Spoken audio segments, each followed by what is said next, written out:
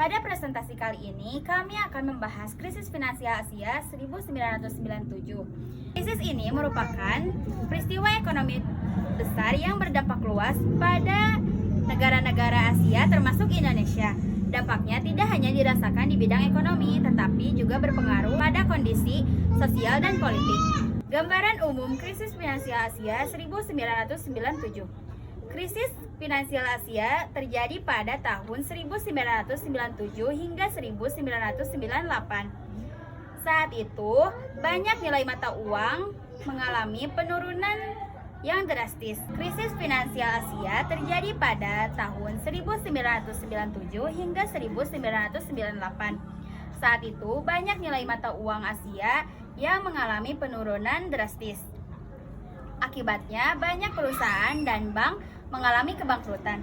Kondisi ini mengakibatkan perekonomian di negara-negara Asia menjadi tidak stabil dan kehidupan masyarakat juga ikut terdampak. Selanjutnya, peran IMF. Untuk mengatasi krisis, Indonesia menerima bantuan dana dari IMF. Bantuan tersebut diberikan dengan beberapa syarat, seperti melakukan reformasi ekonomi dan pengetatan anggaran. Kebijakan ini menimbulkan pro dan kontra di masyarakat karena dinilai memberatkan rakyat. Selanjutnya, dampak sosial dan politik. Krisis ekonomi menimbulkan berbagai masalah sosial dan politik. Banyak masyarakat merasa tidak puas terhadap kinerja pemerintah. Hal ini memicu terjadinya demonstrasi besar-besaran yang berujung pada reformasi 1998 dan lengsernya Presiden Soekarno. Selanjutnya, kondisi Asia sebelum krisis. Sebelum krisis terjadi, negara-negara Asia mengalami pertumbuhan ekonomi yang sangat besar. Banyak investor asing menanamkan modalnya karena melihat potensi ekonomi yang besar. Namun, sistem keuangan pada saat itu belum kuat dan pengawasan masih lemah, sehingga ekonomi menjadi rentan terhadap krisis.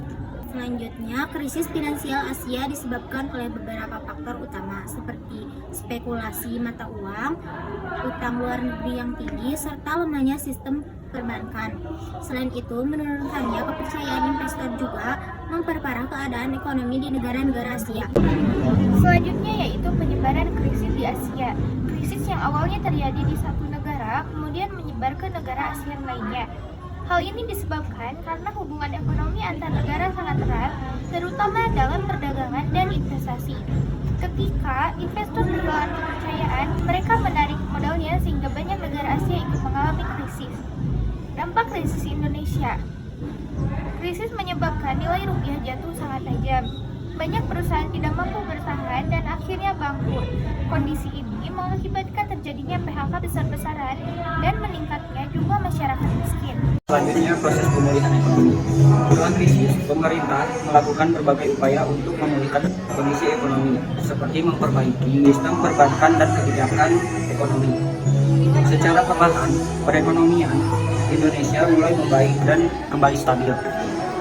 Pembelajaran dari krisis ini, kita dapat mengambil pembelajaran penting, yaitu perlunya pengawasan sistem keuangan yang baik, transparansi dalam pengelolaan ekonomi, serta tidak bergantung pada utang luar negeri secara berlebihan. Kesimpulannya, krisis finansial Asia 1997 memberikan dampak yang sangat besar bagi negara-negara Asia, terutama Indonesia. Peristiwa ini menjadi pembelajaran penting agar di masa depan krisis serupa dapat dicegah.